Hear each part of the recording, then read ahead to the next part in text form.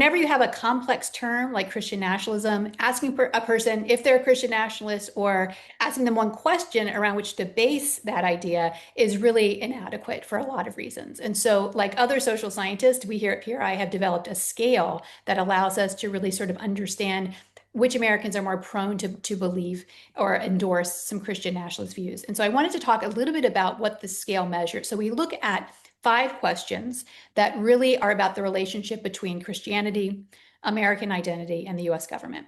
And so we asked respondents whether they agree completely or mostly, or disagree mostly or completely with a number of 5 different statements. One of those is, should US laws be based on Christian values? Which kind of it's probably the question about which we get the most agreement among the American public. 40% of Americans say that US laws should be based on Christian values.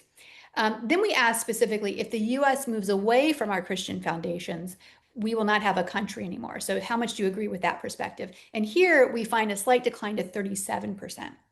On the question of whether being Christian is an important part of being truly American, 30% of Americans agree with that sentiment.